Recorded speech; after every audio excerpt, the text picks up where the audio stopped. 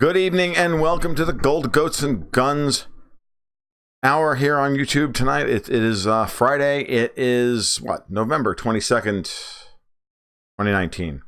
Sorry I'm a little bit late. Boomer tech, whatever. I'm not even gonna apologize for it anymore. It is what it is. So I'm gonna get started here in a minute. We're gonna talk about something a little odd tonight. Been saying for a long time now that we live in a kind of post-Dorothy Oz, right?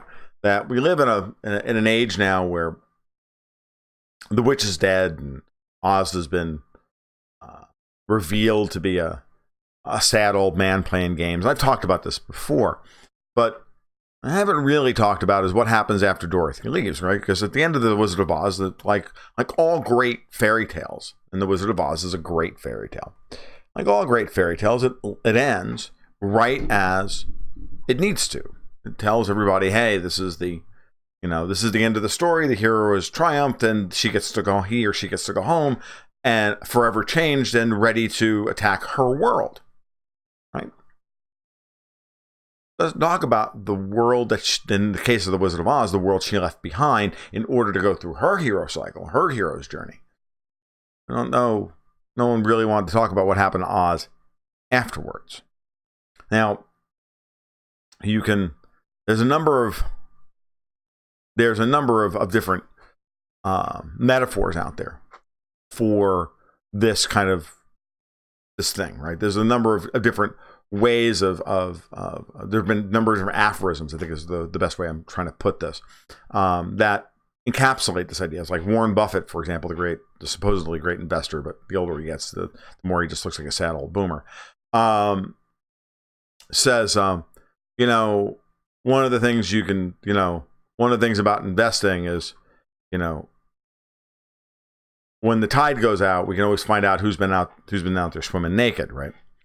And what he means by that, of course, is that, there are a lot of people out there who were either over leveraged or have made bad decisions, and then once conditions changed and kind of normality takes over again, because there are cycles to markets, and you can be a genius. Everybody's a genius in a bull market. It's only the people who are only the really great investors, the ones that make money in bear markets. From extending his metaphor, or talking about his thing, but in general, you can always find out who's been fronting power or information or prestige or whatever, while there's plenty to cover up. There's plenty of water around to cover up the fact that he's not wearing Speedos. And it's a metaphor, right? And the same thing, and it's a very apt metaphor, and it's very similar to the story of the Emperor's New Clothes, where eventually the Emperor has been told by everybody standing around him that, everything he does is brilliant. And one day he walks around and he's naked, and the little kid looks at him and goes, by the way, Mom, he's naked. And then the illusion is dropped, and everybody is all of a sudden realizes what's happening. And that's what happens at the end of the Wizard of Oz. But that whole thing it's very important to understand that it's that moment of realization that everything that you thought you knew up to that moment in time turned out to be a lie. Now, when that happens, the illusions drop and everybody has to recalibrate themselves. And I think at a certain level, voters and citizens all around the Western world have become, they get what's happening here. They understand what's going on with their political systems. They understand that the lies that have been told to them and the unsustainability of the world that we've created, the society, financial system, whatever you want to call it, political system that we've created, is unsustainable. And they've got that feeling of dread that it's going to end. And they're looking at the people who are supposedly in charge, and they're looking at them going, we can see you. You guys are just as freaking clueless as we are. What are you doing? Would you please stop? And they refuse to stop. And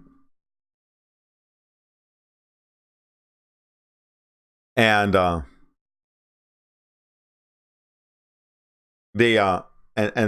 thing about this is, and I was thinking about this last a couple weeks ago when I was putting together this month's newsletter, which, by the way, you can get by supporting my Patreon.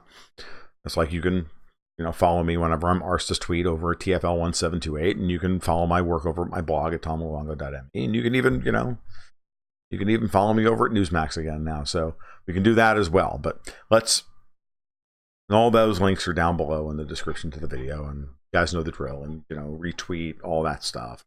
I don't really care at this point. I'm kind of happy with the YouTube channel the way it is, so it doesn't really matter to me. What's important is that we understand that the witch is dead. Now, there may be multiple witches out there, but systemically here, we're watching, we've already killed Hillary Clinton. She's going to jump back into the presidential race, but she's going to be no more successful there than she was the previous 3 times she ran. Angela Merkel's on her last legs in Germany. That witch is nearly. Theresa May's gone in the UK. That witch is nearly dead. Kamala Harris, that witch never even got on her broom, for fuck's sake, right? Elizabeth Warren, that witch is going to be dead soon. Bernie Sanders came out the other day and said, let's put all the oil executives in jail for global warming. Are you kidding? Seriously? We're going to overturn the entire legal system of the United States. Every, ex post facto, everything. We're gonna overturn, then throw away ex post facto because Bernie Sanders is virtue signaling to a bunch of millennials. What are you talking about? Okay, Prince Andrew does a BBC interview and now he can't even show his face in public, right? At the end of the day, all of these witches have been destroyed, and the more these witches are destroyed, the more the flying monkeys that actually did all the work to maintain the witches' power, they're unleashed. And we all know what happens when people who are not groomed or raised or bred to lead wind up leading. You've seen this in dog packs with, I don't know about you guys, but I've watched people with dogs, and if you guys have watched The Dog Whisperer, for example, you watch Cesar Millan, you guys know full well, right, that the problem is never the dog, it's always the people not willing to be the pack leader, and the dog doesn't know what to do. The dog's just trying to figure out how to fit into human society as best he can, and he's not equipped to lead the pack in this environment. There's no more than the flying monkeys are equipped to lead the pack. And all of these systems, all of these fiefdoms have been metastably held together by these warlords, by these witches, and they're all being systemically knocked off. And so the whole infrastructure within the DNC that had been that the Clintons had commanded over for 2.5 decades or three decades and controlled for however long they have, that's all falling apart. They don't have any control over it anymore. There's obviously multiple fiefdoms now within the DNC, and they're all vying for control, and the party has no identity other than we're the crazy ones.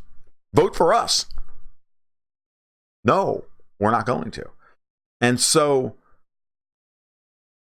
when you look around the world right now, and I don't want to belabor this point for too long because I mostly just want to kind of shoot the shit with you all for the evening because I don't really want to talk about it. Again, I don't know. I've been doing this for 3 years and I'm not sure that I'm continuing to feel doing these live streams twice a week. But I guess it could just be the time of the year and, size of the workload and everything else. I don't know. But when you look around the world today, you see everything is on fire. Right? We look around and we see Hong Kong and Lebanon and Iraq and Iran and Chile and Bolivia, and even to a lesser extent, we're seeing things. Ecuador, Mexico is a failed state. The Gilets jaunes have been going on for over a year now. And you look at this stuff and you say to yourself, okay, who activated these people? Because goddamn well that none of this stuff, that only a sliver of this stuff is organic. Right? That, yes, these systems are metastable. Yes, there's going to be protests in the streets when there's the potential for significant change, and all we need is a catalyst to spark these people into rightfully into being upset with their government. So I'll never argue here, from me, people peaceably protesting their government. I don't think people shouldn't even countenance the existence of their government in the first place, because their government's a fiction and it's a lie and it's all sorts of damn things, and they do nothing but lie all day long to you in order to keep themselves in power. So I look at this stuff and I'm like, I just look at the pattern of the behavior of what I see around me today, and it's very obvious that the flying monkeys are in charge. They don't know what to do, but they damn well know that we had an agenda, and we're going to continue to kind of run that agenda as best we can.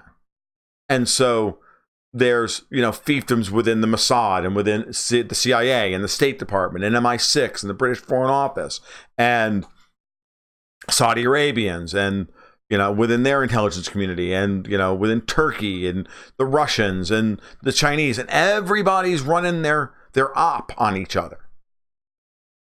And I just look at the way the West is acting right now, and I see when you see through the curtain, and you can see the little, like the not Wizards of Oz, but what would you call them? Like the underlings there would be like, I don't know, not the wizard, but the apprentice, the sorcerer's apprentices of Oz, right? All running around, trying to get like they're like Mickey Mouse and the Sorcerer's Apprentice. Actually, let's run with that. So we're not talking about the Wizard of Oz anymore. Now we're talking about they've got a little bit of power, a little bit of magic, but they don't know how to control it.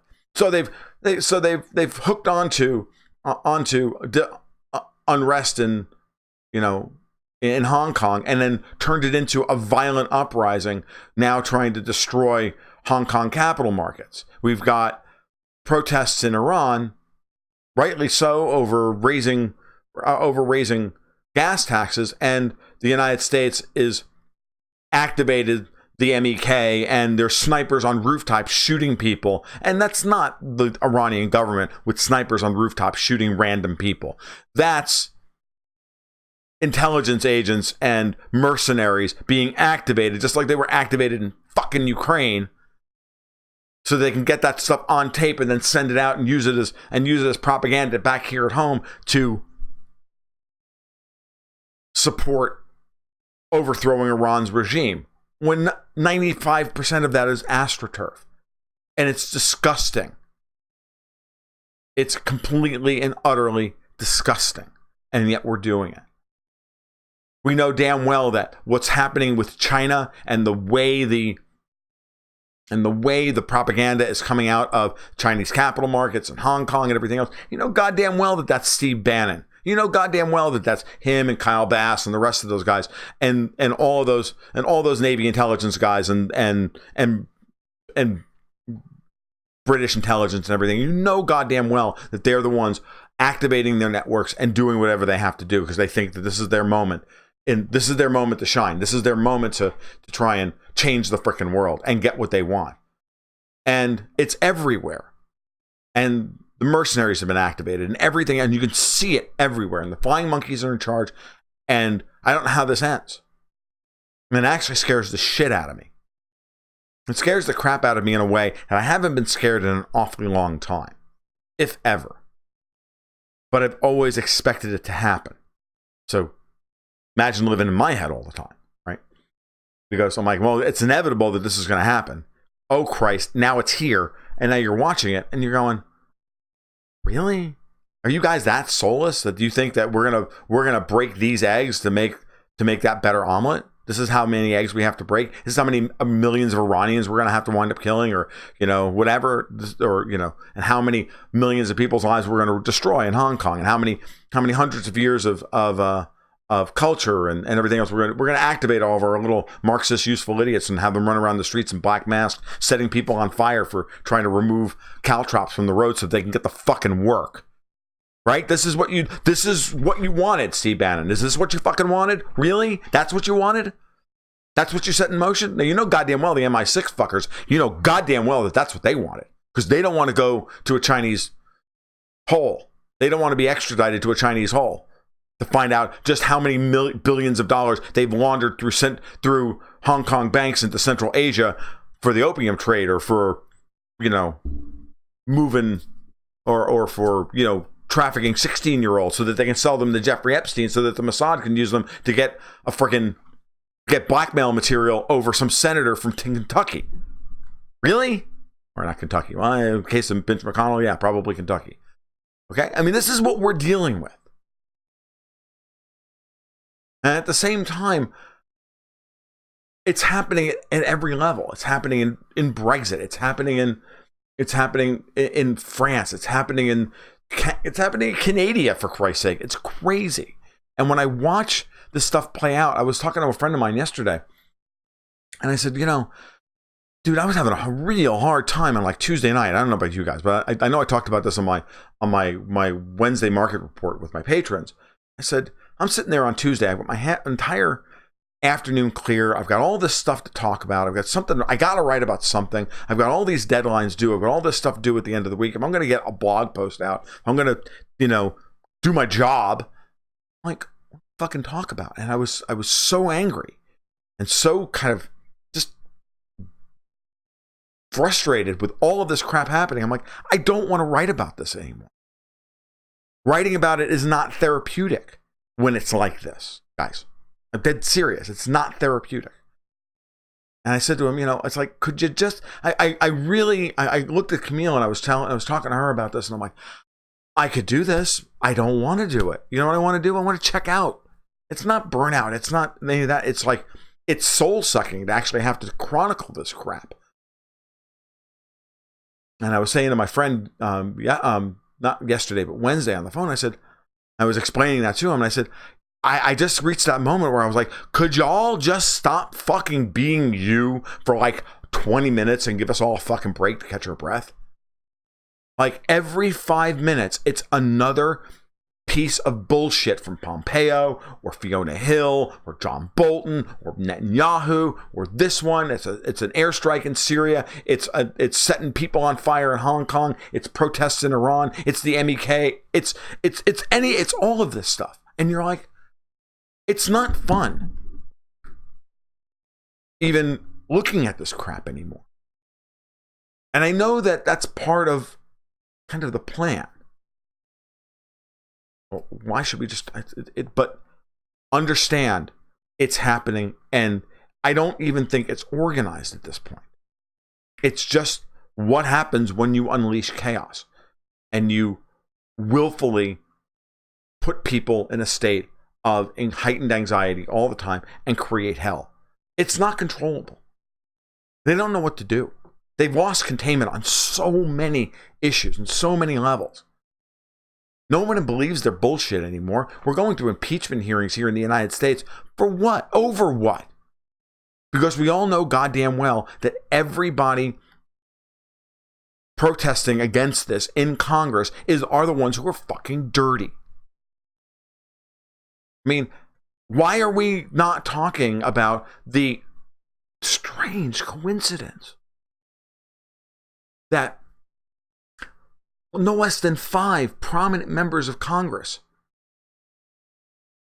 including the former vice president, the Speaker of the House, former Republican nominee for the presidency, the former Secretary of State, and others, all have children on the boards of Ukrainian gas firms, getting massive multi-million-dollar kickbacks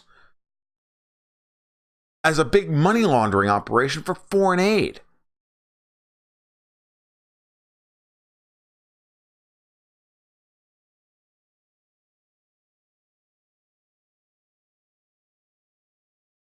So it's just insane when I look at this stuff. And the worst part about it, or not the worst part about it, it's not needing to step away, as somebody said, every once in a while stepping away is essential. Tension. I appreciate that. And I don't plan on working very hard over next week. I don't plan on getting much done at all. I'm going to get all my work done early, and then I'm going to take a couple of days off. But what's fascinating about this is that at the same time, what I've really come to realize now is that I understand where we are in the cycle. And I'm just waiting for the next big catalyst. Say, this is it. This is the moment that's going to change, that sets everything in motion. And at that point, it'll be worth writing about. But I don't know what the catalyst is going to be. And writing the same thing over and over again, or detailing the same process over and over again, isn't all that compelling. I mean, unless somebody's paying me. And when they're paying you to write that article for a different outlet, well, you can just do it because it's fine. Because it pays bills and all sorts of great things. But, you know, I owe my audience in other ways something more than that. And there comes a point where the catalyst itself is the thing you're looking for. And I'm not seeing the catalyst. I'm seeing a whole lot of smoke. I'm seeing a whole lot of embers flying. I'm seeing a whole lot of that stuff. I ain't seeing the thing that's going to that's setting this thing, you know, exploding. And there's not. And I don't think there's going to be a war with Iran, James. I just don't. I don't think Trump is going to allow that to happen. Either they're going to get rid of him. And I think Trump today, for example, coming out and saying, hey, yeah, let's have an impeachment trial. I think that's him saying, yeah, hey, guys, let's air out. Let's ask that question. Why is it that all of your children are board members of Ukrainian gas companies? I want to ask this question. Let's get this out in the open. You know, we weren't allowed to actually, you know, interview Paul Manafort. Not allowed to have any of that on tape. Nope. Let's just stick his ass in a fucking hole. Let's indict him and then stick him in a hole.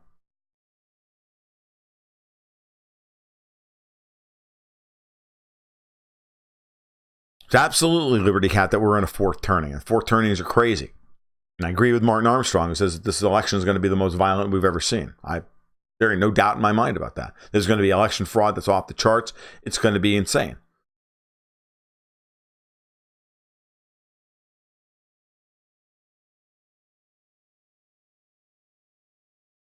So it is meant to be exhausting tension. You're absolutely right. Tension is meant to be exhausting with the constant noise. They want people to throw up their hands and give up trying to figure anything else, or at least settle into simple narratives. I'm watching what's happening in Iran, and I'm saying to myself, I'm sitting there going, this is so bloody fucking obvious what they're setting up here. And it's so shameless in its mendacity. It's so unbelievably shameless. And it proves to me that Trump don't have any fucking control over anything. Pompeo's out on a fucking limb. He's out to fucking lunch on all of this stuff. The Israelis can't form a government. Netanyahu gets indicted now. Now, getting indicted as a politician on fraud and corrupt charges in Israel is kind of like getting a speeding ticket in the United States. I mean, like, really? Like, everyone has one. So, is it true that Pompeo wants to resign? Doesn't look like it for me. I haven't heard that at all. But that's an interesting. It's an interesting angle. I would hope that he wants to resign. I please get the fuck out of the job, fat boy.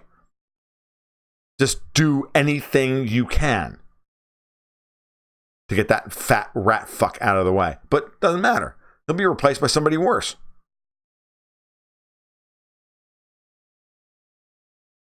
He's running for the Senate in Kansas? Oh, I didn't know that. Well, I mean, at a certain point, people don't stay in that job for very long, so it's very normal that they want to do as much damage as possible, and then they just leave. Yes, Doug Murray, that the exhaustion is the same strategy they're trying in with Brexit, which is that exhaustion is the process. And we'll see how things work out. Part of me still believes that Nigel Farage and the Brexit Party are going to win about 20 seats. That the seats that they crushed it in the May elections, they're gonna win those seats. I'm almost positive that the national polls don't matter, and the national polls are retarded. That I think they're gonna campaign their asses off in about 25 seats, 25 to 50 seats. I think they're gonna win most of them.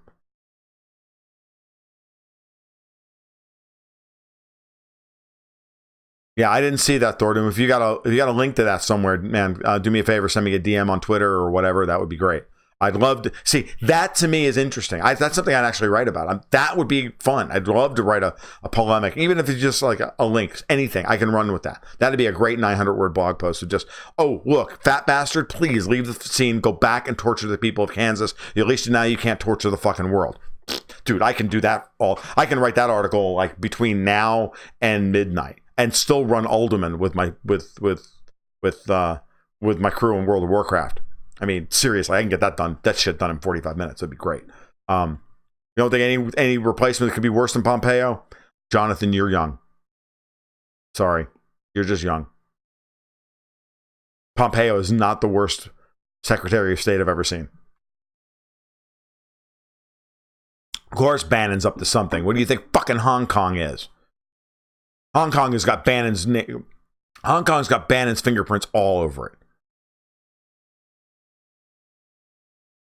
A Tory landslide is being predicted, and I think a Tory landslide is very probable. I still think Farage takes 25 seats.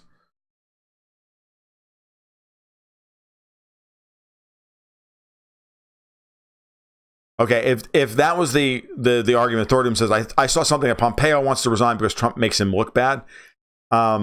If that's their argument, then I think that's nonsense because freaking Trump, because Pompeo just does whatever he wants at this point. Yeah, umpires post sociopaths, nihilists, and even psychopaths are the most likely candidates to arrive to all positions of power because they have the lust to rule over others. Again, I bring up chapter 10 of The Road to Serfdom, Why the Worst Get on Top.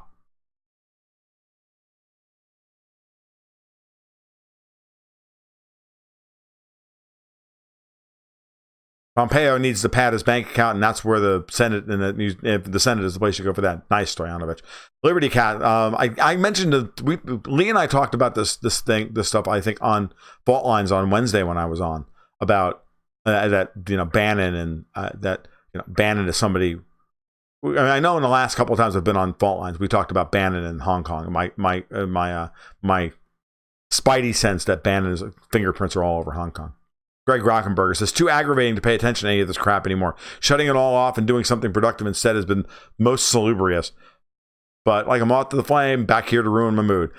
Hey man, I'm going to shut down the political talk in about 5 minutes. I want to actually talk about other things. But so let's see. John Anderson, worst Secretary of State ever. Yeah, I mean, the thing is, ultimately, is that it does help to take a step back from all of this. If Mike Pompeo is worth less than $1 million at his age and his advanced state of fat assery, yeah, he better go try and make some freaking money because he's in serious trouble. Because Bannon's a globalist, Jonathan. He's not a populist. He's a fake populist who creates fake fucking populist propaganda to suck in all the fucking Q-tards and the MAGA-peds into thinking that Trump's the goddamn savior. Trying to advance his agenda because he has, and always will be Navy intelligence.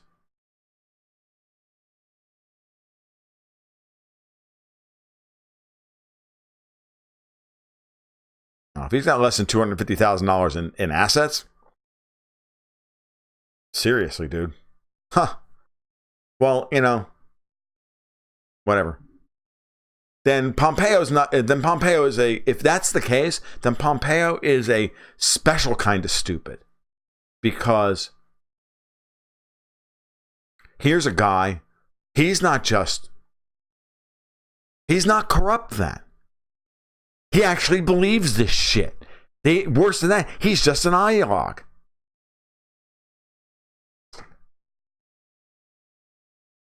And a stupid ideologue as well.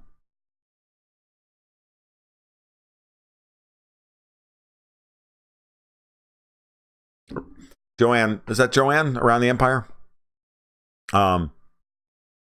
Something really fishy about these impeachment hearings. What if it's a rope-a-dope coaxing Trump into agreeing to a trial? Look, I've always said from the beginning that if it goes to a trial, he'll get it. It comes down to Mitch McConnell, and if Trump doesn't have, Trump better have McConnell with a dead hooker and a live boy if he wants to get through it, because I think they'll get rid of him just because they want to get rid of him. And here's the thing.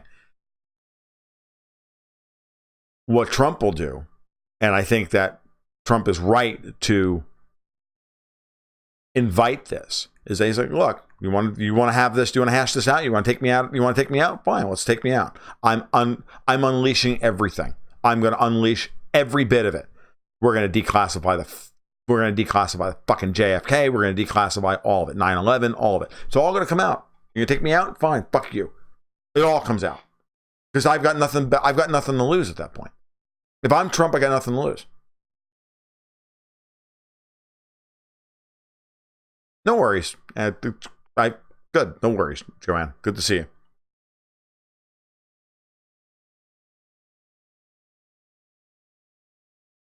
Yeah, I'd love to see a real trial, but can he trust the Republican senators? It only takes 15. I've been saying for months, it only takes 15 over the 5 that you can already plan on voting against him. It only takes another 15. They got to come up with 67 votes. Declassify all the Epstein material, every goddamn bit of it. Whatever they stole from Epstein's house, he and Barr, unleash it all. Yep. Now, Joanna's good people, Liberty Cat. I agree with you. She does good work. So, it's crazy.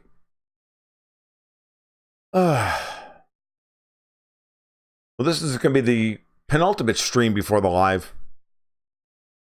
before Thanksgiving. So we should probably think about what we're going to talk about for Monday. Maybe we'll talk about what we're thankful for. I don't know. I haven't decided yet. We'll see. I never really decide until about 10 minutes before anymore. So just one of those things.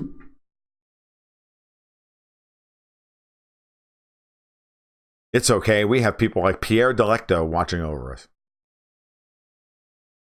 Did he even think that was like funny?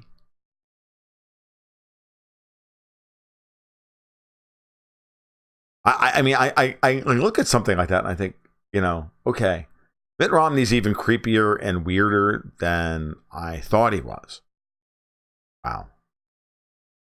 Like, these people they're not even like robots anymore. They're just kind of like weird, creepy, weird people. It just really, it's you know what I mean? It's just bad. It's just funny. I don't know.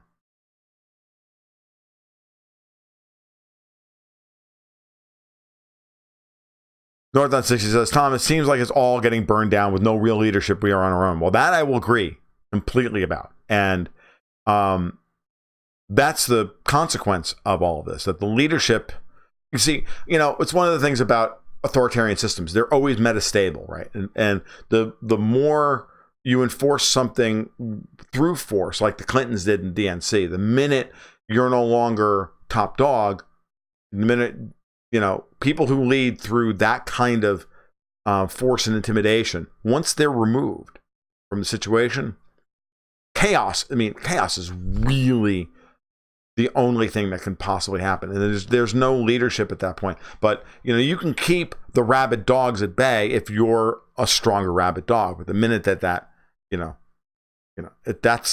what you really have to worry about. So, Thordu, so there is no leadership. I don't think guys like Pompeo lead. I think he's a flying monkey. He's not he's running independent operations at this point. Trump's not in charge of anything.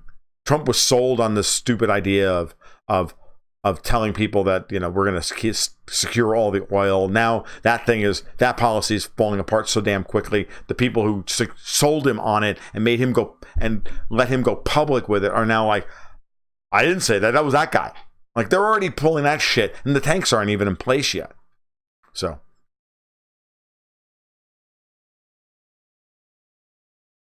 yeah, it's crazy how insane it's all become, and how just truly incompetent these people are now. Remember, I have said this for a long time. I'm like, when you really stop to look at the people who have been running these shows for so long, and I consider people like Juncker and Donald Tusk and all the people we know about in Europe. Not Merkel. Merkel's a witch, but the rest of them, the Von Rompuys and the Junckers and the Donald Tusks and the Guy Verhofstadts and all that, those guys are all flying monkeys. They're order takers. They don't make orders. They just do what they're told to do. Right? Same thing with Dominic Reeve and all the rest of those guys. And by the way, Dominic Reeve is going to lose his ass in Beaconsfield. Great. And they all know it. So those guys are all flying monkeys, right? But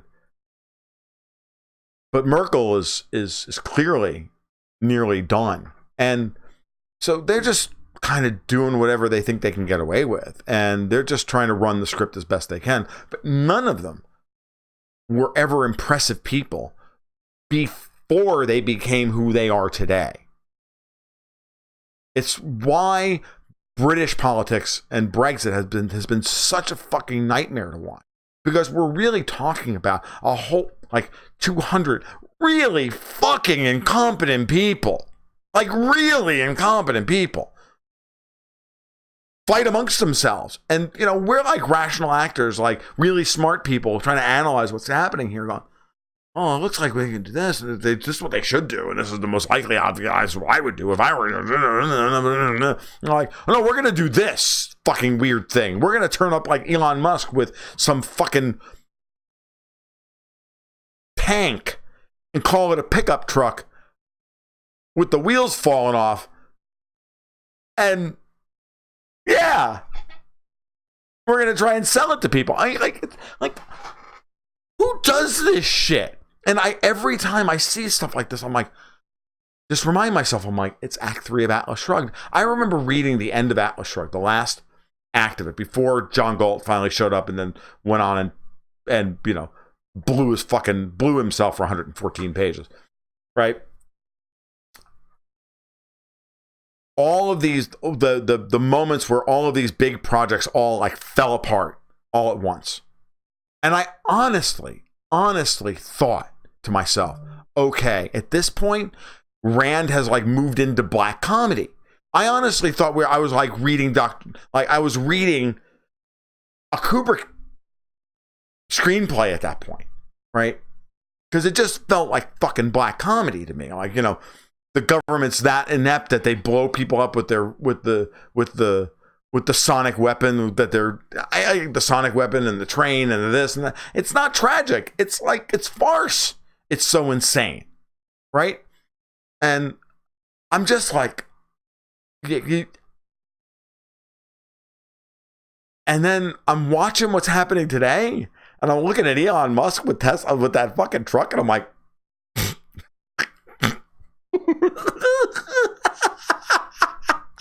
it is black comedy. And he was serious. He was serious that he was going to try and bilk these people out of more money and pre-orders, that he was then just going to apply to operations and book all the revenue up front and say for the next quarter and say, see, we're profitable. Really? Okay, fine.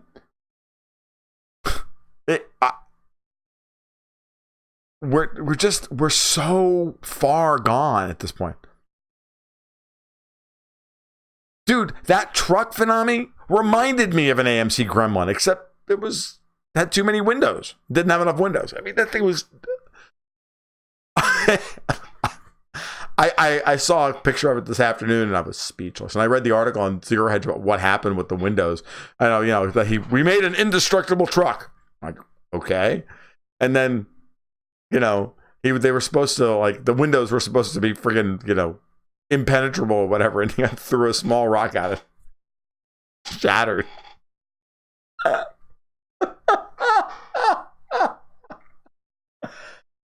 Oh my God.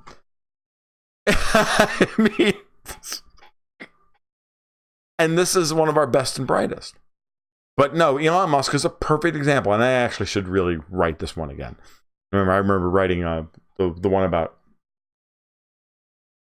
Elon Musk and Elizabeth Holmes and George Soros a while ago, but this is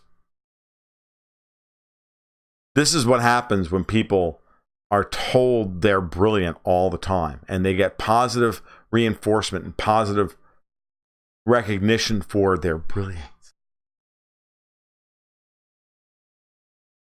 when they aren't.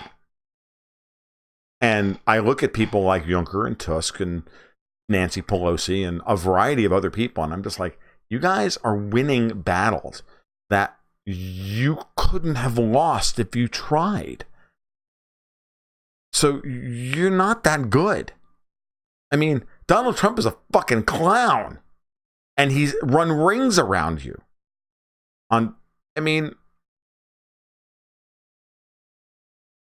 Really?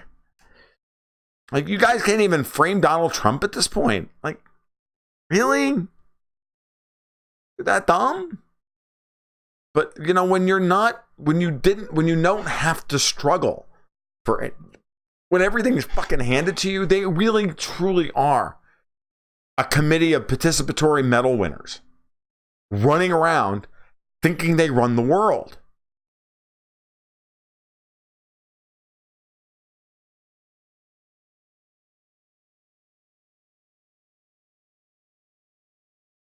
It's insane.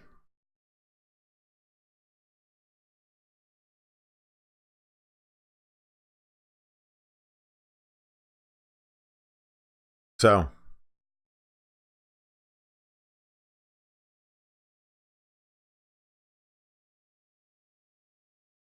Mad Max with organic food and water. Oh my God. The vegan truck. I mean, attention. It reminds me of that Aikido master who believed he could win fights with his mind until he went up against a real MMA guy. Yeah, exactly.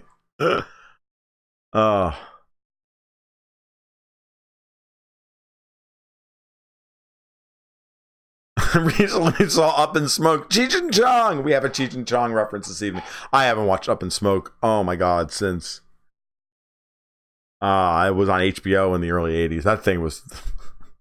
I didn't like it very much, but it was fun. But the van made out of pot was fantastic.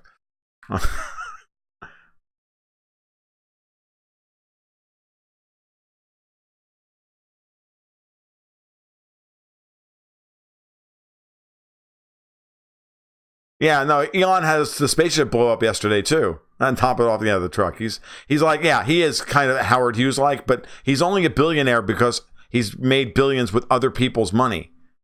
Howard Hughes at least made things. Howard Hughes became successful building airplanes and then selling them. And then he made so much money he didn't know what to do with them all.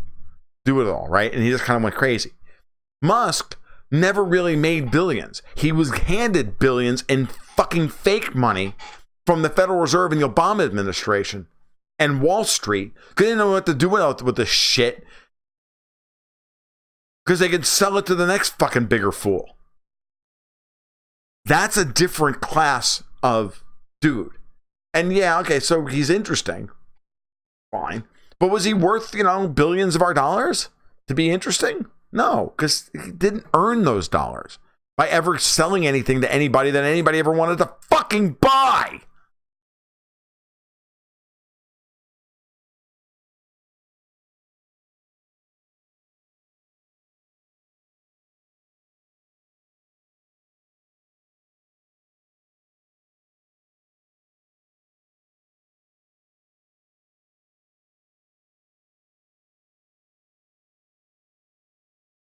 Back in the day, an 8-slice pizza, 1 liter of Pepsi, and a Cheech and Chong movie. And maybe something else? All right.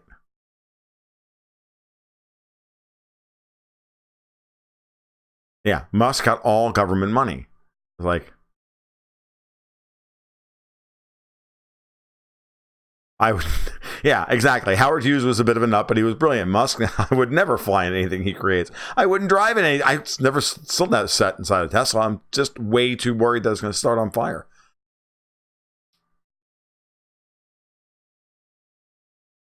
No, I did not see. Thordoom says, did you see that the report that the Russian Air Forces almost attacked a US B-52 bomber off the Syrian coast? No, I didn't see that.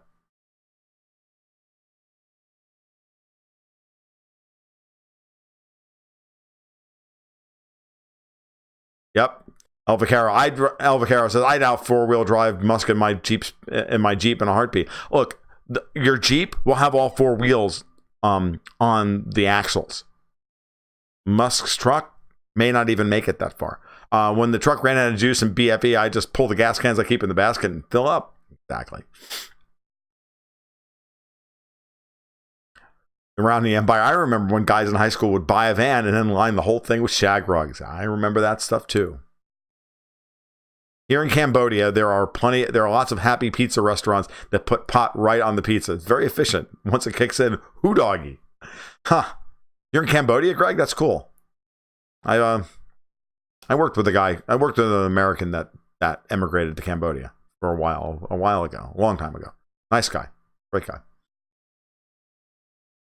And everybody that I've known that's been there and is acclimated to it has loved every second of it. Thought Musk made his money in the PayPal mafia. I think he did make some money. Yeah, with Deal. I think he did make some money with that.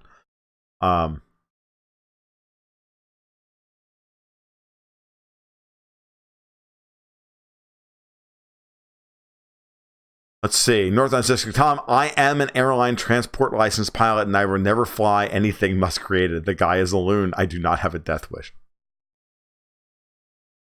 Yes. Yep. He is, and Musk is entertaining. Adam Schiff's favorite movie is The Big Lebowski, apparently, according to my dad. Well, it's clear that he doesn't believe in anything. The question is, which character in The Big Lebowski does Adam Schiff actually identify with?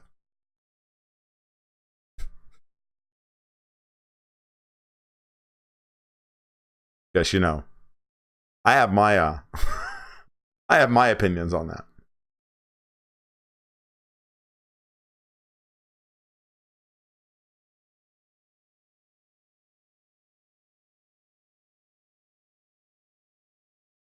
You should identify with Donnie. I was thinking more, he thinks he's the Big Lebowski. Adam Schiff, bug eyes equal health issues. Yeah, mental health issues. Ideologically possessed.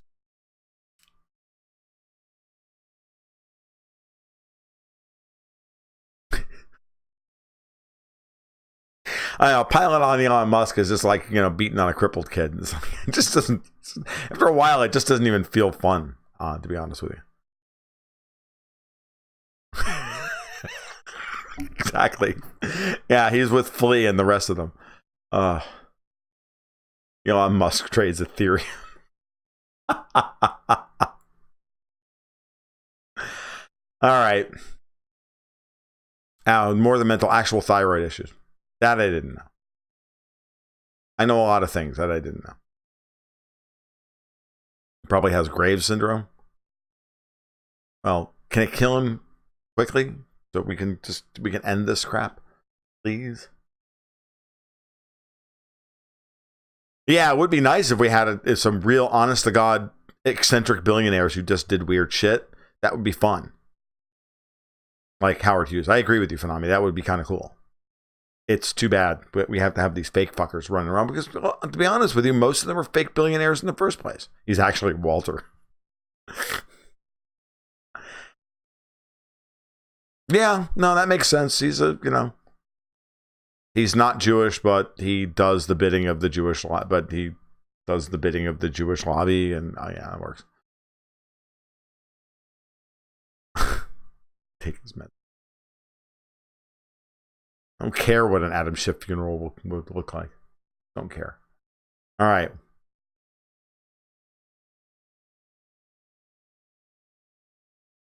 Oh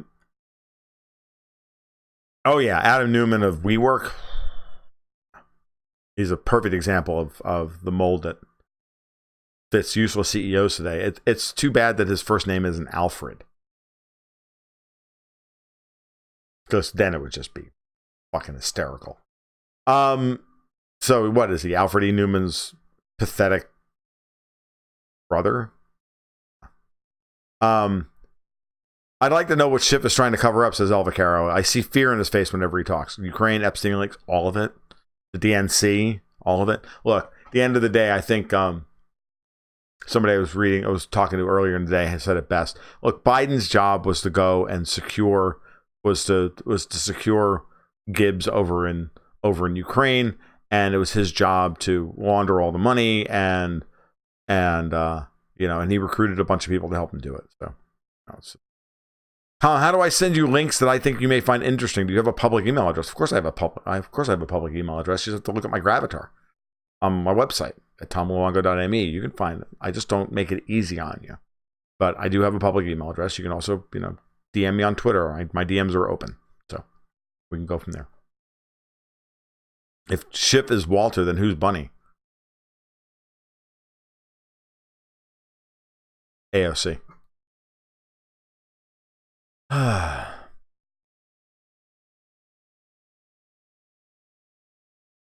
Statistics show that 9 million Ukrainians now work outside the country. Does that include the Donbass?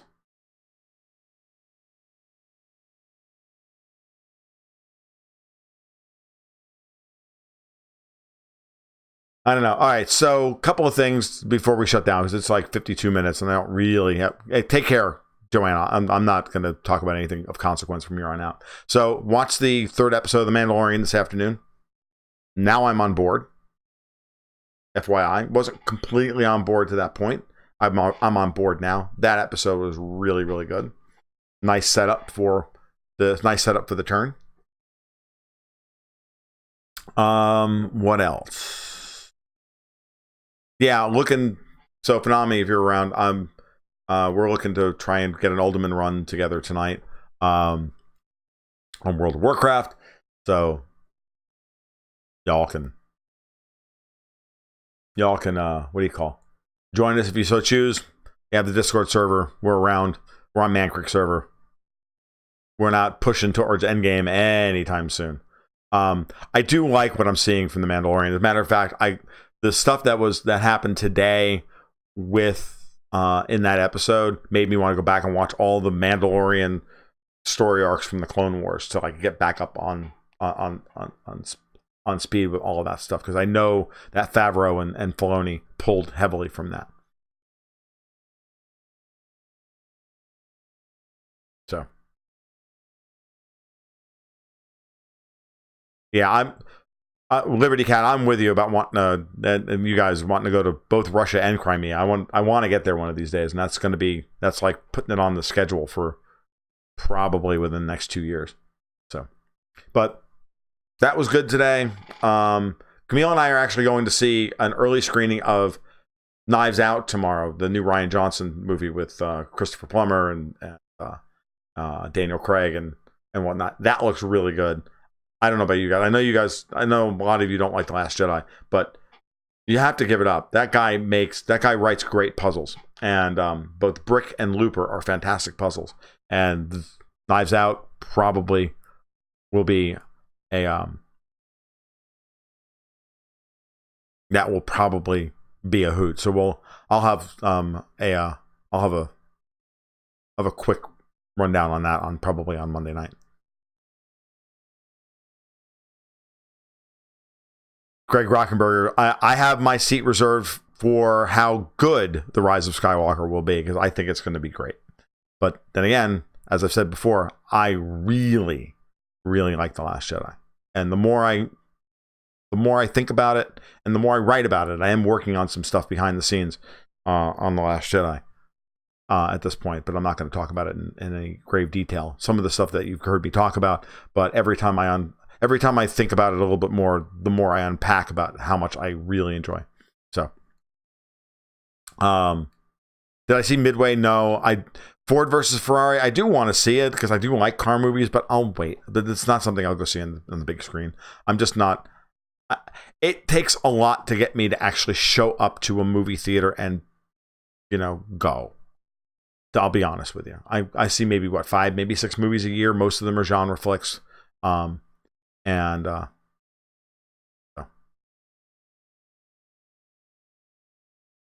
You're going to go show your support for dear leader Palpatine, my commander-in-chief. I'm going to show my support for the fact that I really do think that these films are a perfect extension of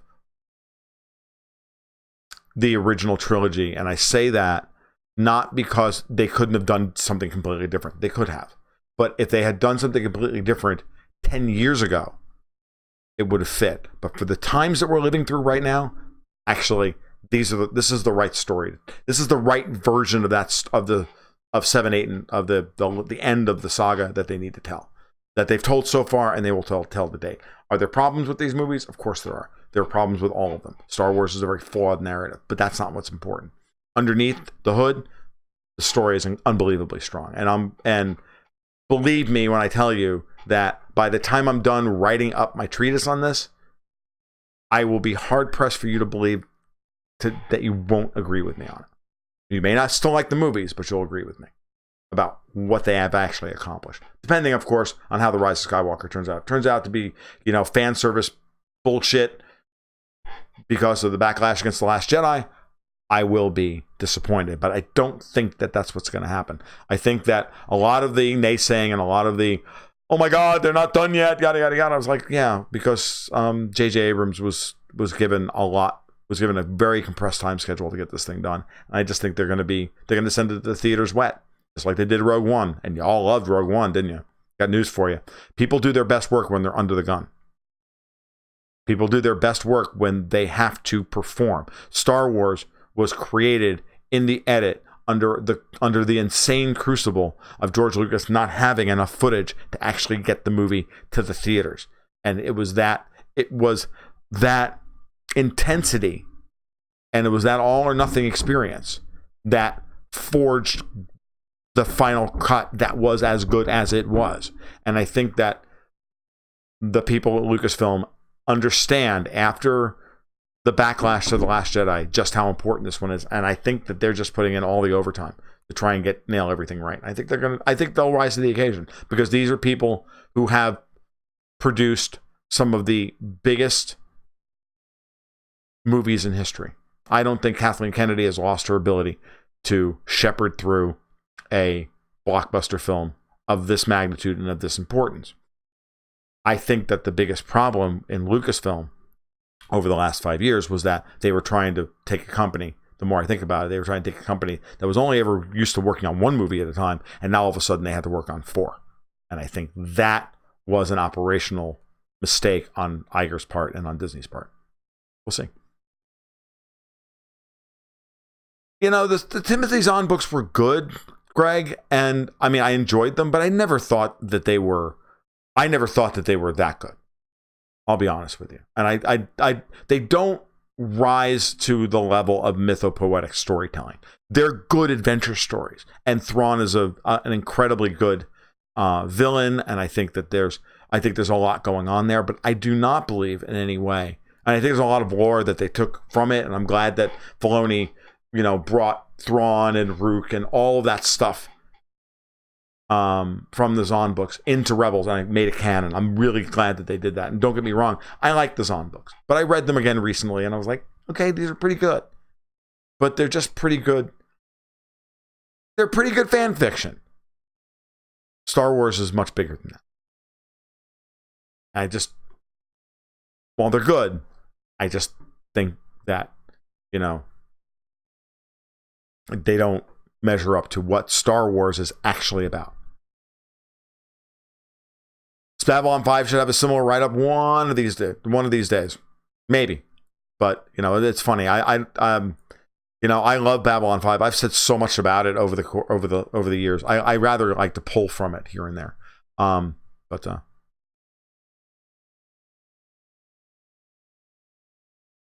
So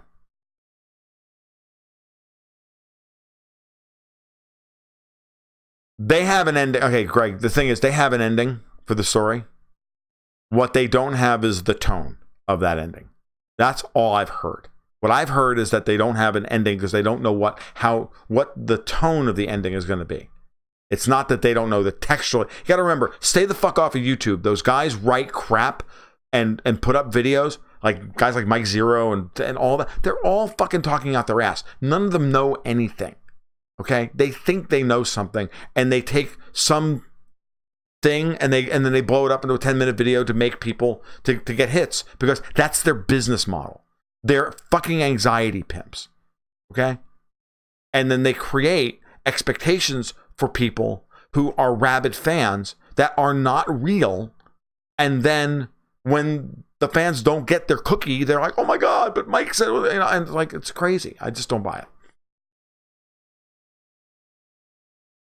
And the prequels were terrible, but as silent movies, I think they're brilliant. Like, see this thing, and I'll make this argument again. The prequel films as silent movies with John Williams soundtrack, if you just take all the dialogue away and just like watch the characters on the screen, the movies are impeccably shot. We know exactly where all the action is. We don't really need the dialogue. We know what's happening here. And cutting out some of the extraneous action sequences that are unnecessary. And there's a few of them, certainly in Attack of the Clones. Attack of the Clones could be chopped down to about an hour and 35 minutes, and it would be a far better movie. But they're perfectly good silent movies. We don't live in a silent movie era, so we expect actors to speak and say dialogue that doesn't make us want to gouge our own eyes out with ice picks.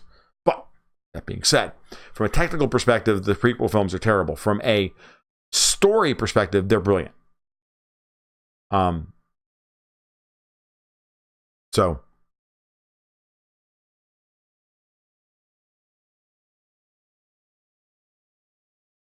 yeah, YouTube is clickbait TV. It's terrible. Yeah, Dark Empire was a great story. Tom Veitch's Greg's talking about Tom Veitch's great Dark Horse comic from the early 90s called Dark Empire, where Palpatine came back as a clone of himself, and it was very interesting. It was very good.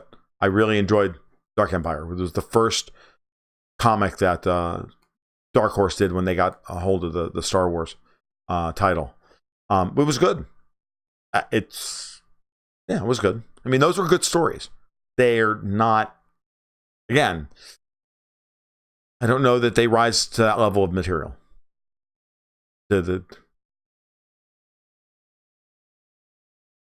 My preferred cut of the prequels is all of Palpatine's scenes spliced together and everything else cut out. I would say that, but you got to add in all of Qui-Gon Jinn's scenes. Because honestly, and here's the last thing I'm going to say before I leave, just because the more I think about The Phantom Menace, and I've said this before, and maybe not on a live stream, but I've been talking about this for years. Qui-Gon Jinn's story was the best story in The Phantom Menace. And it should have been, and the movie should have been structured around him and his conflict with the Jedi Council. Qui-Gon being an adherent of the Living Force, the Living Force, and the Jedi Council being hidebound and obsessed with the Active Force. And that was where he should have structured that conflict and had Anakin caught in the middle, and then had that play itself out. And if he had done that differently, he had structured the screenplay around Qui-Gon Jinn and fleshed out that at the political aspect and the philosophical differences about that would have been an amazing version of The Phantom Menace. Then you could hang Jar Jar's story and Padme's story underneath that to support him, and then the whole thing would have worked brilliantly. He didn't do it.